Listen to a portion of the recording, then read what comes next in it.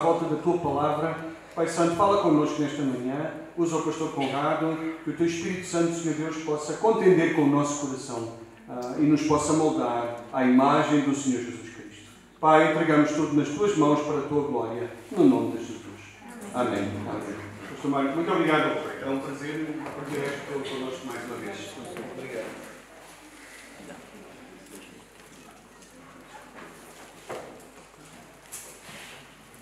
Bom dia a todos. Bom dia. Bem, se calhar é melhor eu falar para o microfone. Deixa-me só.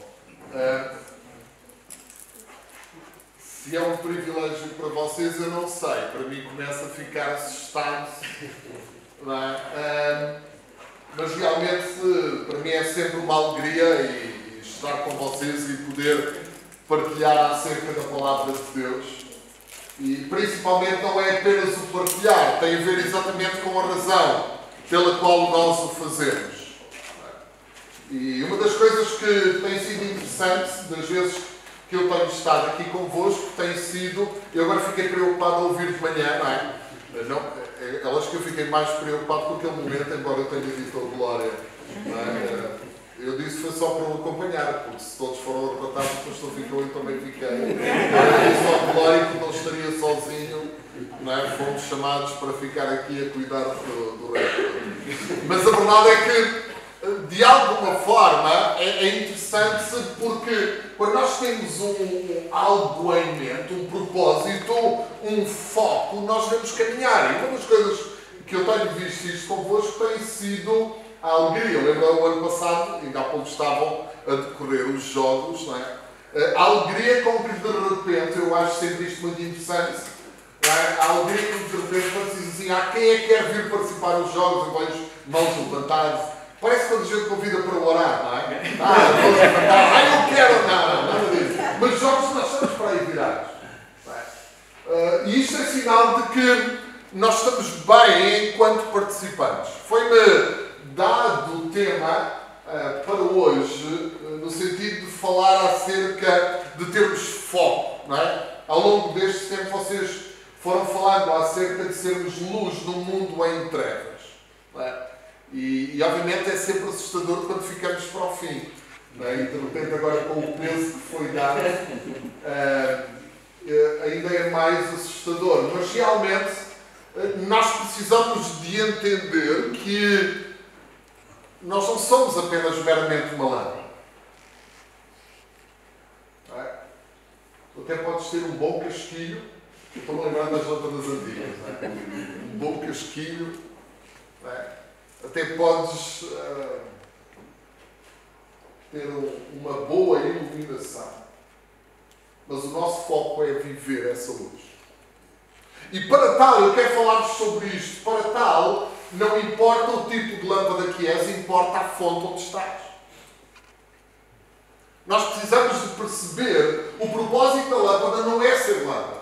O propósito da lâmpada é estar ligada à fonte e ser acesa. Então, o meu propósito não é simplesmente existir. O meu propósito é existir para cumprir a razão pela qual Deus me criou.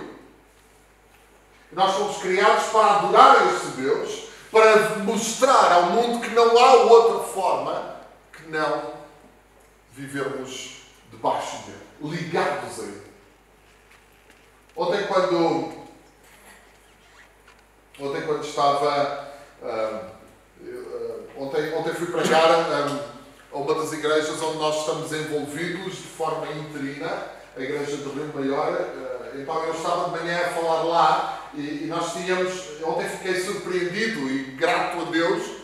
Há muito tempo que eu não vi o templo ali em Rio Maior cheio e estavam muitos visitantes, estavam muitas pessoas ali. Eu tive a oportunidade de falar e de repente eu escandalizei, estou a utilizá-lo de uma forma simpática. Eu fugi de tudo aquilo que estava planeado.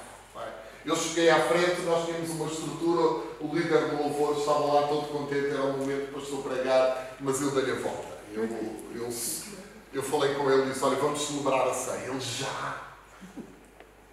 E eu fiz de propósito, porque a igreja tem o hábito normalmente de ficar para o fim. Sabem, há momentos na nossa vida em que nós, de repente, estamos formados assim. Hoje acordamos, não é? É como num acampamento, não é? Acordamos, vamos fazer a caminhada, vamos dar a nossa volta, não é? Quando, de repente, tudo foge ao normal, nós ficamos preocupados, não é? Parece que ficamos sem chão. Mas nós, enquanto cristãos, nós somos chamados a viver mesmo no meio de uma situação em que podemos ser confrontados com essa ausência de chão, a percebermos que a nossa vida ela tem de dar testemunho de Cristo. Eu estava a falar com eles acerca de Jairo. Eu gosto muito deste texto porque, curiosamente, o foco da história ele está em Jairo, não é? Jairo é o único personagem lá que temos o nome. Embora a história depois ela vai se desenvolver na sua filha, que precisava de ser curada, naquela mulher que toca nas vestes de Jesus, mas nenhuma delas nós sabemos o nome. E deixem-me dizer-vos que não é por ser mulheres, só por causa de estarem aqui a pensar, não é por serem mulheres. Simplesmente não era importante. Mas era importante perceber que Jairo é a razão pela qual Jesus está a fazer aquele percurso até lá. Agora, Jairo vai até Jesus porque Jesus é a única solução. E atenção, porque ele era religioso, ele era chefe da sinagoga. Ele era um dos grandes. Toda a aldeia o viu ali. E o viu prostrar-se diante de Jesus e clamar a Jesus. A minha filha está doente, não há outra solução. Mas ele é confrontado com um momento em que ele perde todo o chão. Ele perde todo o chão porque de repente Jesus para. E sabem, uma das coisas que eu tenho vindo a perceber no meio de tudo aquilo que da forma como nós vivemos e somos, eu tenho que perceber, não é? Nós gostamos muito de João 3,16, não é? Deus amou o mundo de tal maneira que deu o seu Filho unigênito para que todo aquele que nele crê não se perca, não morra, mas tenha a vida eterna. Mas nós precisamos pessoalizar isto. Eu tenho vindo a aprender a perceber isto. Deus amou o Mário de tal maneira que deu o seu Filho unigênito. Nós temos que perceber, não é apenas o mundo de uma forma abstrata. Ele é pessoal. Quando Jesus para, não está em causa Jairo, está em causa uma vida. Deus não se distrai com as circunstâncias. Deus foca-se nas pessoas. A razão de Cristo na cruz são pessoas. Não é apenas o plano teológico da salvação. São pessoas, sou eu e tu. E eu preciso de entender isto antes de entrar no texto, porque uma das coisas que eu amo neste texto, em 1 Coríntios 9, é que Paulo vai dizer o seguinte: eu não posso viver de outra forma, não tem lógica mais nada, se realmente eu não mostrar que não há outra salvação que não é em Cristo. Se eu não viver falando deste Evangelho. Então eu quero te dizer, não importa nós dizermos que Jesus é a luz do mundo e que tu és a luz do mundo, se realmente nós estivermos acesos. Se não vivemos enquanto luz. Sabes, é interessante, e eu quero te convidar a abrir o texto em 1 Coríntios 9. E enquanto tu abres, deixa-me só dizer-te uma coisa, voltando à história de Jairo, rapidamente. Sabes, uma das coisas que é interessante no texto é que, de repente, quando Jesus está focado naquilo que aconteceu na vida daquela mulher, o pior de todos os cenários acontece na vida de Jairo. E se o chão estava difícil até ali, de repente ele ficou mesmo sem ele.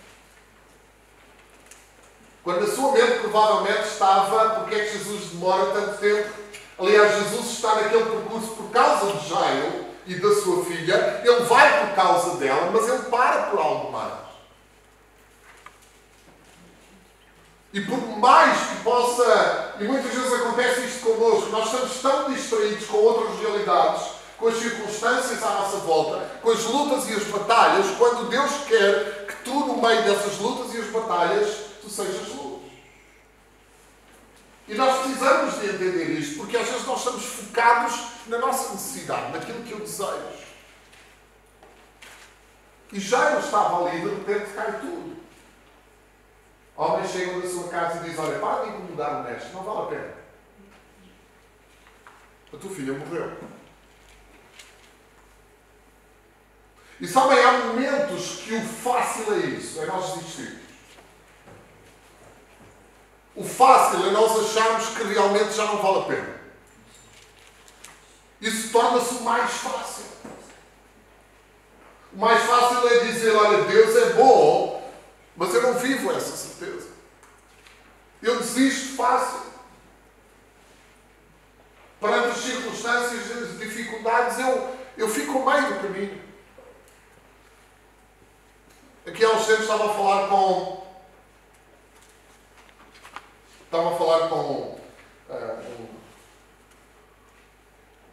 um ex-aluno meu. Como sabem, eu sou professor no seminário. Não vou fazer muita publicidade, tenho aqui um aluno neste momento. E como ainda não lhe dei nota, não posso fazer muita publicidade. Mas, além de 3 alunos também. Mas pronto. Mas eu estava a falar com um aluno que eu ouvi dizer que eu estava a conversar com ele porque ele havia desistido.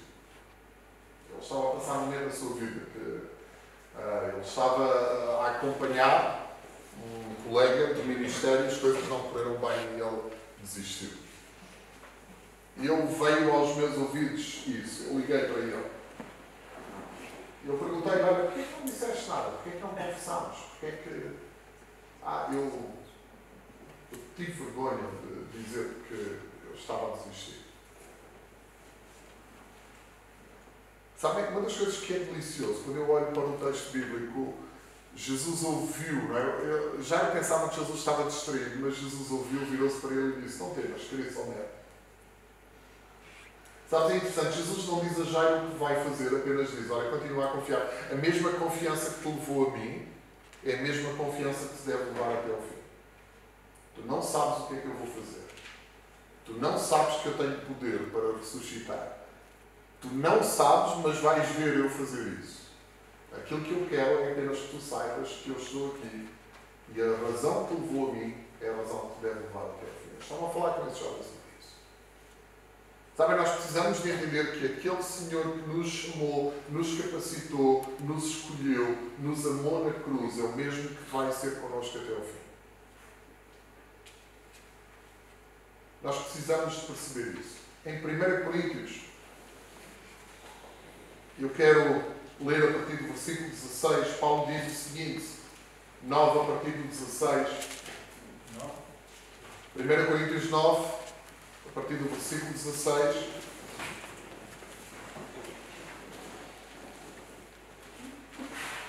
Paulo, falando à igreja que estava lá em Corinto, ele diz, se eu anuncio o Evangelho, eu não tenho que me gloriar, pois sobre mim pesa essa obrigação. Ai de mim se eu não pregar o Evangelho. Se o faço de livre vontade, eu tenho galardão, mas se constrangido, é então a responsabilidade do dispensei que me está a confiar. Qual é então o meu galardão? O meu galardão é que, evangelizando, proponha de graça o Evangelho para não me valer do direito que ele me dá. Porque eu, sendo livre de todos, eu fiz-me escravo de todos, a fim de ganhar o maior número possível. Eu procedi para com os judeus como judeu, a fim de ganhar os judeus. Para os que vivem sob o regime da lei. Como se eu mesmo assim vivesse, para ganhar os que vivem debaixo da lei, embora não esteja eu debaixo da lei. Aos sem lei, como se eu mesmo fosse, não estando sem lei para com Deus, mas debaixo da lei de Cristo, para ganhar os que vivem fora do regime da lei. Eu fiz-me fraco para com os fracos, com o fim de ganhar os fracos. Fiz-me tudo para com todos, com o fim de, por todos os modos, salvar alguns. Eu tudo faço por causa deste Evangelho, com o fim de me tornar cooperador com ele. Não sabeis vós que os que correm no estádio, todos na verdade correm, mas apenas um leva o prémio. Correi de tal maneira que o alcançais. Todo atleta em tudo se domina. Aqueles para alcançar uma coroa corruptível, nós porém incorruptível. Assim eu corro também eu, não sem meta, assim luto não como desferindo golpes no ar, mas eu esmurro o meu corpo e o reduzo à escravidão, para que, tendo pregado a outros, não venha eu mesmo a ser desqualificado. Amém? Porquê é que nós vivemos?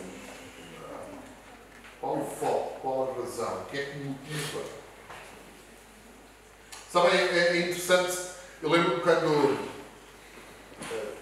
eu e a Célia nos casámos, nós, como o casal perfeito que não existe, mas perfeito porque é.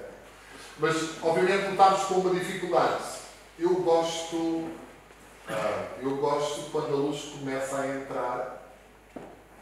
Então, eu normalmente gostava de dormir com os stores abertos. A minha esposa não. Para ela, os stores têm que estar completamente fechados para quando acordar a luz não incomodar.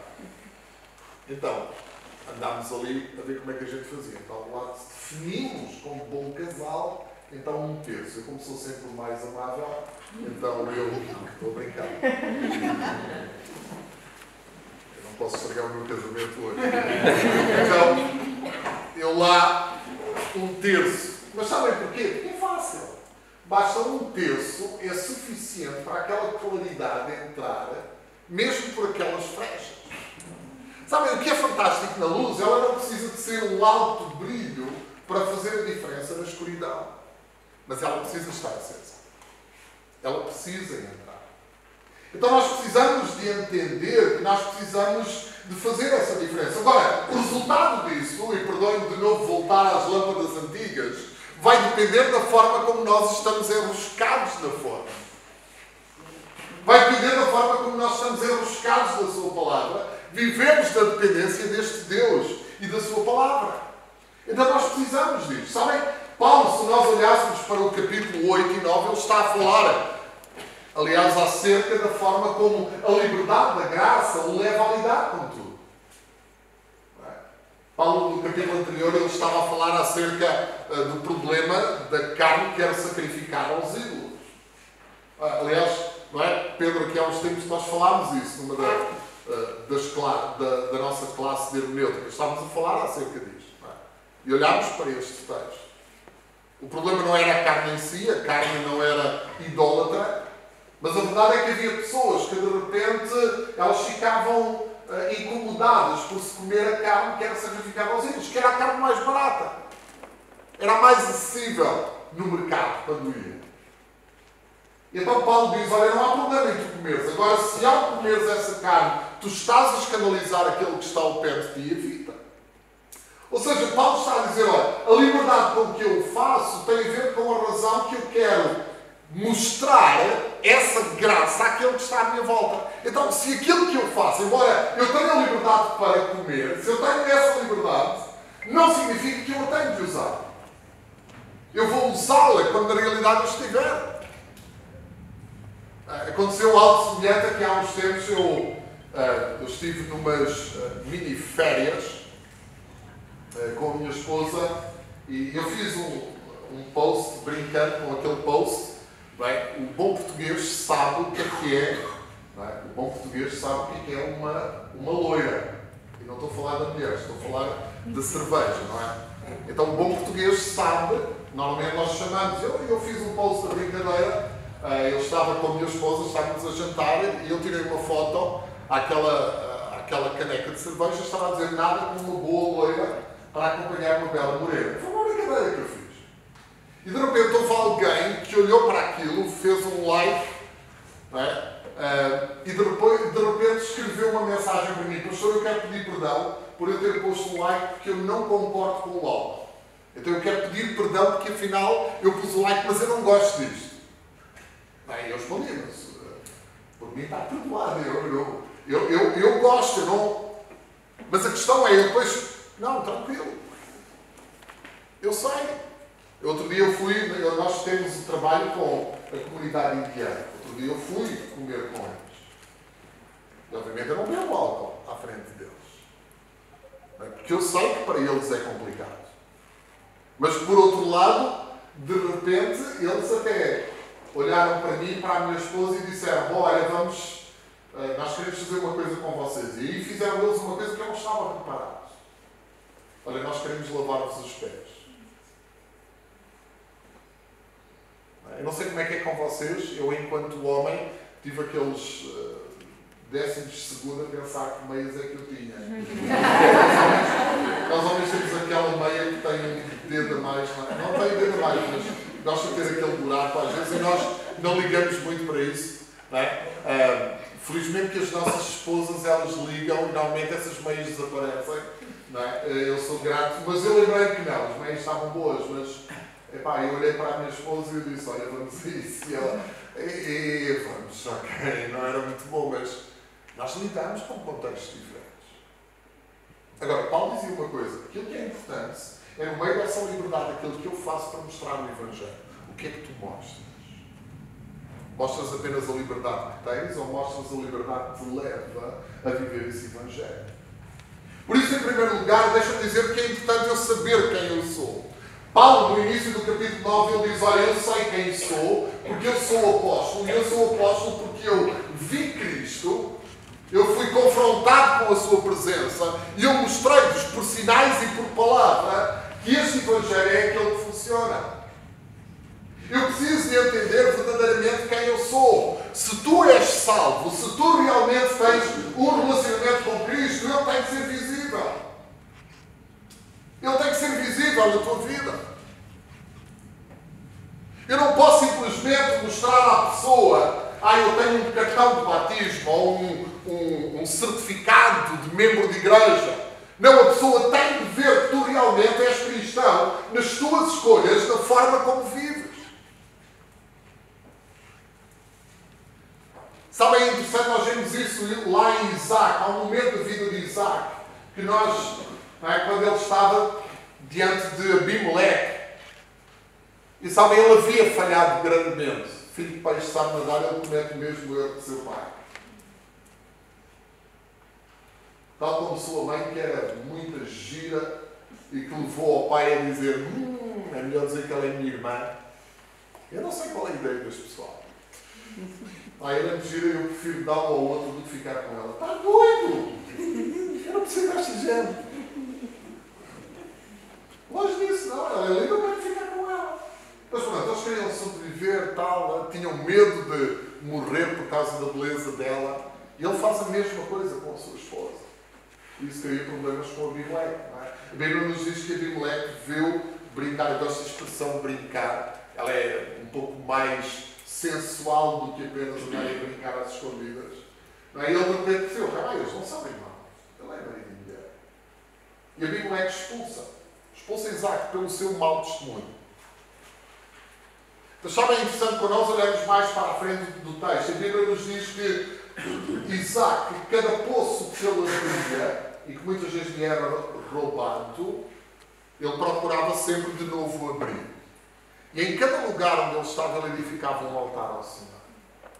E de tal forma as coisas acontecem que Abimeleque mais tarde chega diante de Isaac e diz o seguinte, olha, eu quero fazer um pacto, uma aliança contigo. Sabes porquê? Porque eu tenho visto que Deus é contigo. Sabem, nós precisamos saber quem somos. Nós precisamos ser vidas onde as pessoas olham para mim e para ti e dizem, não, eu quero confiar em ti. Ontem eu perguntava a algumas pessoas lá na igreja, olha, quando as pessoas pensam em alguém porque precisam desabafar, elas pensam em ti. Quando as pessoas pensam em alguém para caminhar, elas pensam em ti. Tu és confiável. Nós somos confiáveis. Não importa eu pregar no púlpito se a minha vida não demonstrar isso. Não importa eu cantar bonito se amanhã, no meu cotidiano, a minha vida ela não falar desse Cristo. Então eu tenho de mostrar isso. E eu preciso, em segundo lugar, de entender que enquanto lâmpada, eu estou ligado àquele Jesus e eu vivo esse Evangelho. Paulo nos diz de uma forma muito interessante, olha, ai de mim se eu não pregar. Ai de mim se eu não viver desta forma. Ainda que eu tenha este encargo, esta responsabilidade de despenseiro.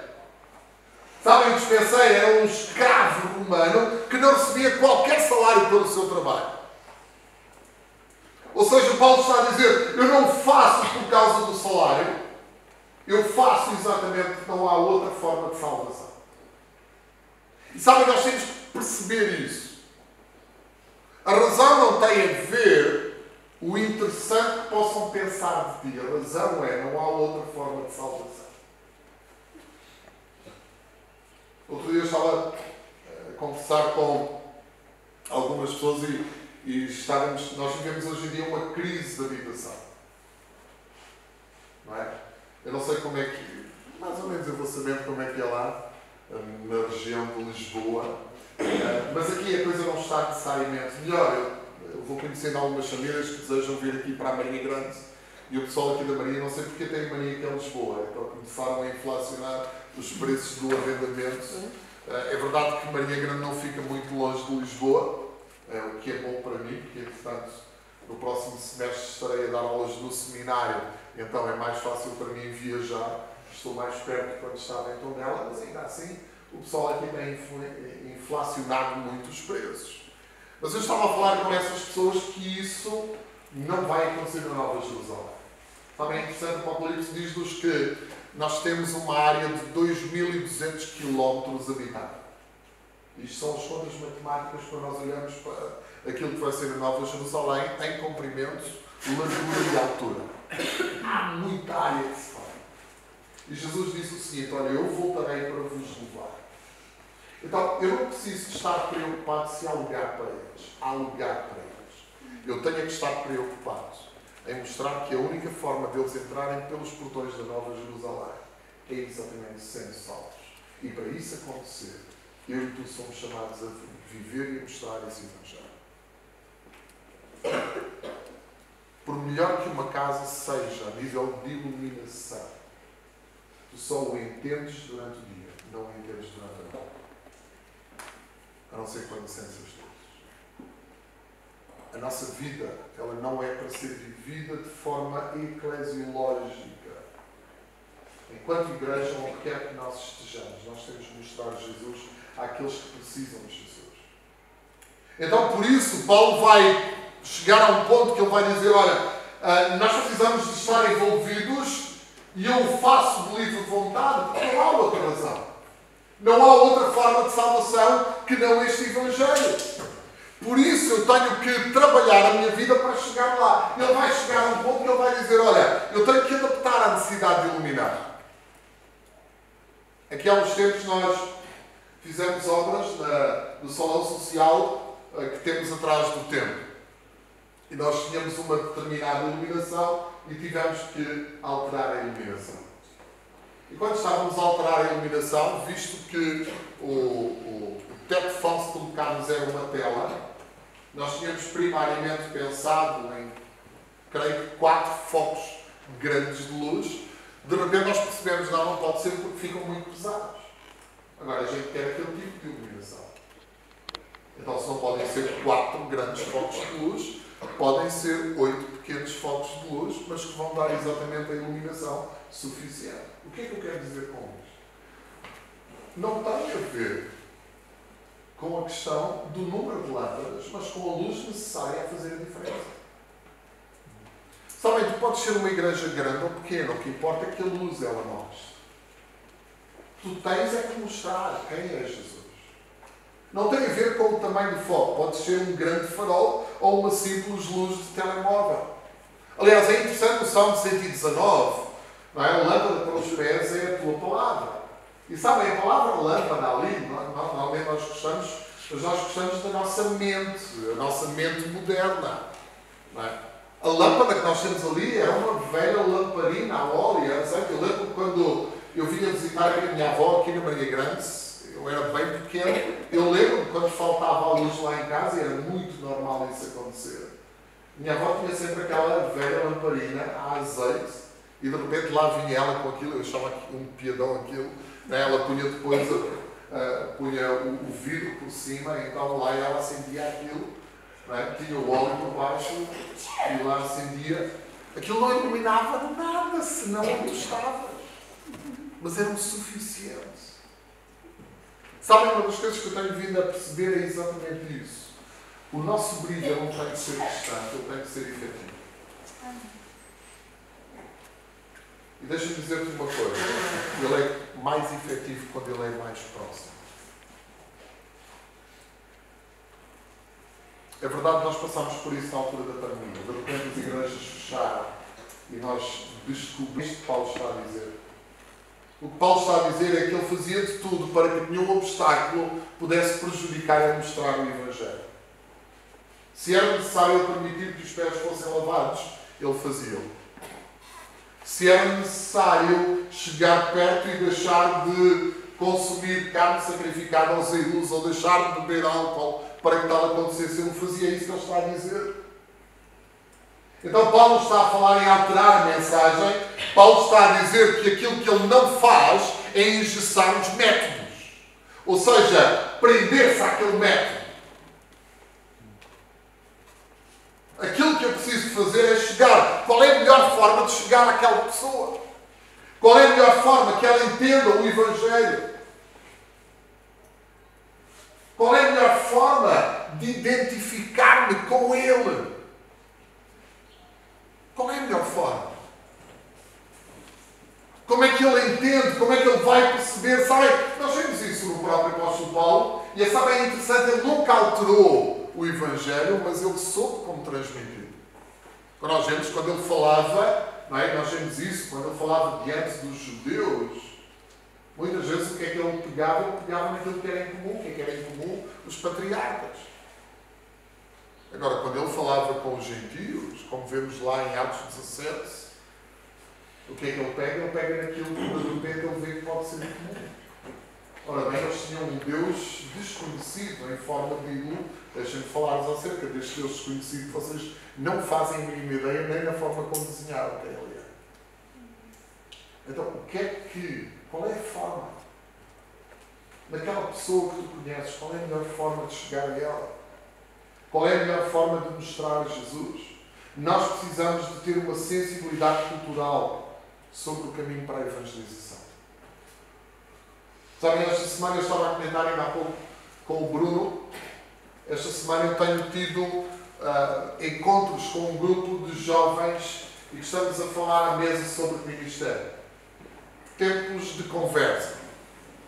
Eu procuro não levar nenhum sermão, eu não estou ali para pregar, estou ali para conversar com eles. E é muito giro que eu tenho um grupo muito heterogéneo. Eu tenho pessoal português, tenho pessoal guineense, tenho pessoal ucraniano, brasileiro e tenho também pessoal indiano. A parte aqui complicada é que eu de repente às vezes tenho que fazer o clique da língua. Então de vez em quando eu tenho que falar inglês para eles. Porque ele é um dos nossos alunos na disciplina de alfabetização que nós temos aqui na Igreja da Marinha, mas ele ainda não está à vontade. Algumas coisas ele percebe em português, nem todas. Mas esta semana nós estávamos a falar exatamente sobre como de repente Paulo circuncidou Timóteo. Eu estava a falar com eles, porquê que Paulo circuncidou Timóteo? Se de repente a igreja, no seu concílio lá em Jerusalém, chegaram à conclusão que a circuncisão não era necessária, ou seja, os gentios não precisavam de ser circuncidados para ser salvos. Então, porquê que Paulo circuncidou? Paulo circuncidou Timóteo, porque diz o texto de uma forma bem clara, para que ele chegasse aos judeus. Timóteo não precisava de circuncisão para ser salvo. Mas se ele não circuncidasse, aquilo era um obstáculo a que ele falasse aos judeus. Então vejam, não é apenas Paulo que faz desta maneira, mas ele preenche a vida àqueles que estão à sua volta a se envolverem dessa maneira. Eu estava a partilhar com eles o ano passado nós fizemos uma viagem missionária em Marrocos. Depois do terremoto que houve ali em Amismis, nós fomos até Marrakech e nós estamos a apoiar uma família missionária lá. Ele é marroquino e ela é brasileira. Nós estamos a apoiar esta família e obviamente nós fomos lá e estivemos lá. Foi a minha primeira experiência no norte da África e numa cultura muçulmana. Mas eu e aqueles que foram comigo, nós tínhamos colocado no nosso propósito. Olha, nós não vamos para estar em hotéis, não é? E obviamente quem já foi a Marrakech, aquilo é uma cidade louca a nível turístico, mas nós dissemos, não, nós vamos o mais simples possível e vamos viver com eles. Vamos conviver com eles. E eu lembro que num dos últimos dias nós estávamos lá e fomos, só para variar o nosso menu, nós fomos comer a um dos restaurantes típicos ali que havia na Medina de Marrakech. E nós fomos lá e era um restaurante altamente turístico. Foi a única vez que fomos. E de repente eu passei uma semana e durante uma semana, obviamente, eu não toquei em cerveja, nem em vinho. Não toquei em nenhuma bebida alcoólica. E de repente ali o homem que estava a servir, de repente olhou para nós, era fácil perceber que nós éramos turistas, não éramos marroquinos, e ele trouxe a carta de vinhos e de cerveja. E de repente, falando mal o meu árabe, não, isso é muito mal. Muito mal, mas falando mal o meu francês, eu falo mal também francês, ali é a parte tramada, porque eles falam melhor francês que o inglês, mas ele até percebia alguma coisa de inglês e disse, não, eu até brinquei com ele e disse, olha, não, eu quero o whisky marroquino. O whisky marroquino é chá. A gente brinca com eles, é chá de menta, o melhor chá de menta que alguma vez eu já bebia lá em Marrakech. Não, a gente vai beber chá. Ele ficou a olhar para mim. Eu podia ter ali alterado. Não, mas calma aí, ele é marroquino. Nós tínhamos definido isto com todos os que foram. Olha, calma aí, os rapazes, calma aí, vocês não vão de calções. Vocês não estão lá como turistas. Nós estamos para nos envolver com eles. Eu fiz amigos na Medina, em Jamal Afnan. Lá na Medina. Eu continuo a trocar mensagem com alguns daqueles que eu conheci lá e tenho o desejo de lá voltar para estar com eles. Eles sabem que eu sou cristão. Eles não sabem que eu sou pastor, mas eles sabem que eu sou cristão. E um deles até falámos sobre oração. Eu fiquei surpreendido em poder ele me dar a abertura de nós conversarmos. Mas nós somos amigos, porque eu não estou ali a impor aquilo que eu sou. Eu estou ali a criar um relacionamento com ele. Meus queridos, nós para mostrarmos Jesus, nós precisamos de criar um relacionamento. Eu tenho de fazer tudo para chegar. Não é alterar o texto, não é falhar nisso. Para concluir, deixa-me falar-te da anatomia do êxito que tu e eu precisamos ter. Sabem, é interessante que Paulo vira uma página e ele vai dar de repente, ele vai falar sobre o atleta. E ele vai falar acerca da importância do atleta, da forma como ele se deve preparar. E ele deve estar preparado, ele deve se revestir. Eu trouxe esta t-shirt, nós mandámos fazer aqui na igreja há algum tempo, ela tem o meu apelido atrás. Mas ela não tem o meu número, porque eu disse ao pessoal, não, eu não jogo, eu gosto muito de jogar futebol, mas os meus 52 anos já me dizem, para com isso, eles são mais novos. Mas eu disse, quando nós fomos convidados a participar de um campeonato de várias igrejas ali na região da Rifana, Manico do Intendente, eu vou estar com vocês. Eu disse, bom, se eu vou estar com vocês, eu quero uma t-shirt também. Eu não preciso jogar, mas eu estou lá. Eles ainda me convidaram para pregar a palavra. As coisas não correram tão bem para nós, enquanto equipa de futebol, não ganhámos. Mas eu ganhei, porque ao partilhar a palavra, eu consegui perceber que havia lá uma pessoa que estava a precisar de Deus. Eu não estava lá como jogador, mas eu estava equipado como jogador. Eu percebi que eu tinha que me identificar com eles. Eu gosto muito de desporto. Mas sabe, é interessante porque a palavra corrida, eu costumo brincar isto com os meus jovens lá, a palavra corrida é uma palavra que no grego, em português, significa agonia. É agonizar. E embora eu brinque isto com os meus jovens lá, dizendo que uma vez eu vou estar a correr, vou agonizar. Mas a verdade é que a palavra é muito interessante porque ela significa isso mesmo. Não há corrida sem sacrifício. Não há corrida sem esforço. Não há combate sem dor, sem dificuldade. Paulo vai dizer o seguinte, se tu queres ter sucesso, tu tens que envolver na corrida. Meus queridos, Enquanto cristãos, nós não fomos chamados a ser parte de um auditório. Eu sofro calafrios quando eu ouço pessoas dizer: eu vou assistir ao culto. Normalmente, quando me dizem isso, eu aconselho a ficar em casa e ver no YouTube. Com todo o respeito. Ou nós entendemos que nós vamos participar da corrida na qual envolve aquele culto, na qual envolve a minha e a tua vida. Se queres ser simplesmente assistente, vive longe de Jesus. Jesus não nos chamou para sermos assistentes. Assistentes são aqueles que, quando chegarem lá ao céu, vão dizer: olha, eu li de Gênesis e Apocalipse, eu até conheço e sei o teu nome. E Jesus vai dizer: saia do pé de mim que eu não vos conheço. O cristianismo não é definido por aquilo que nós sabemos de Jesus, mas é definido pela forma como obedecemos a Jesus. E a obediência a Jesus implica viver uma vida nesta corrida. Então Paulo diz: olha, envolve-te na corrida. Corre a corrida com o foco. Segundo aspecto, o êxito é para quem se mantém focado no prémio. Paulo diz o seguinte: olha, sabes, e naquela época acontecia aquilo que eram chamados os jogos istmicos, que aconteciam naquela região do Egeu. E havia estes jogos, eles aconteciam de 2 em 2 anos. E Paulo, eu acredito, provavelmente ali no ano 51 depois de Cristo, decorreu ali os jogos istmicos. Eu acredito que Paulo terá, comprado um bilhete e esteve lá a ver. Eu não sei, provavelmente ele torceria pelo Sporting local, como crente, é lógico. Amém.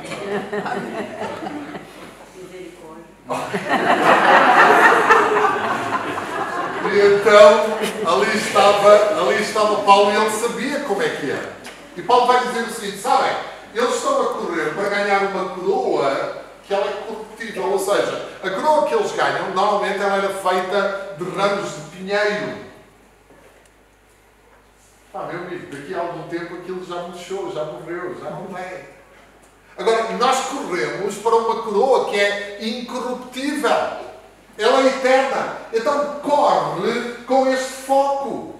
Viva a tua vida sabendo aquilo que tens garantido, mas entendendo que o resultado final não é tu entrares no céu, mas o resultado final é nós entrarmos no céu. Se a vida é vivida, o resultado da minha vida, ela tem que ser definida por nós. Eu não vou para o céu sozinho.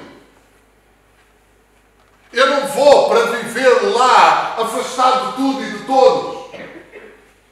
Eu vou para vivermos juntos, glorificando juntos este mesmo Deus. Este momento que nós temos de adoração, nós vamos vivê-lo eternamente. Que espetáculo podermos pensar dessa maneira. Agora, para que isso aconteça, eu tenho de buscar que outros se envolvam comigo, que conheçam este Evangelho. Por isso, eu preciso, para concluir, eu preciso buscar o êxito. E o êxito implica sacrifício. Eu acho curioso que Paulo diz o seguinte: se necessário for, eu esmurro o meu corpo. Agora, eu não quero ser achado desqualificado. Se for preciso entrar com o olho negro, eu entro. Mas eu não quero ser achado desqualificado. Eu preparo o meu corpo para a luta ser o melhor possível. Eu preparo a minha vida para que o resultado seja o melhor possível. Jesus seja conhecido em mim através de mim.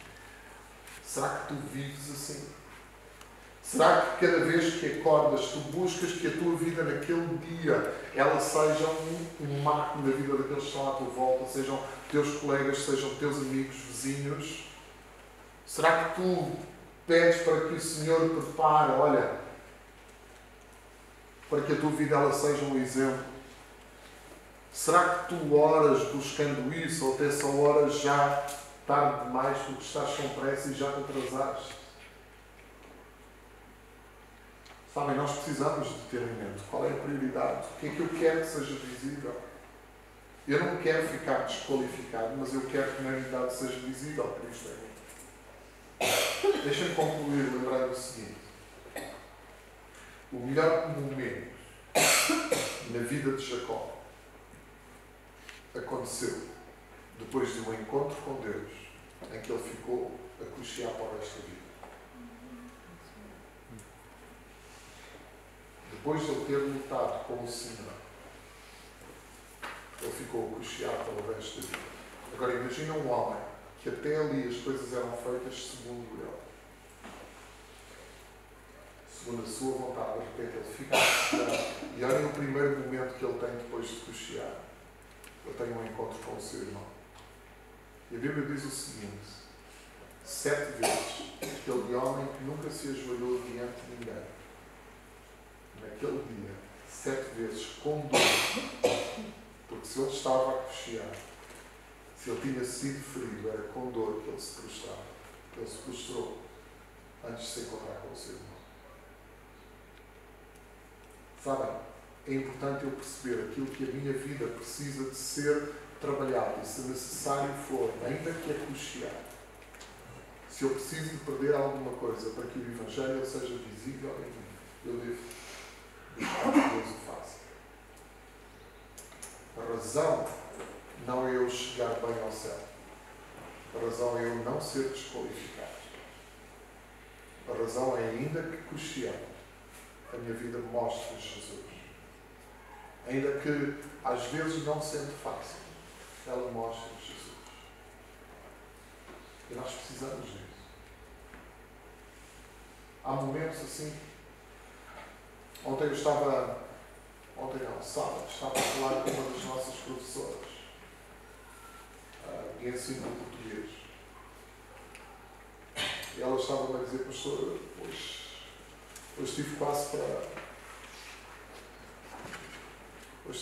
para ligar para si e dizer: mas como o pastor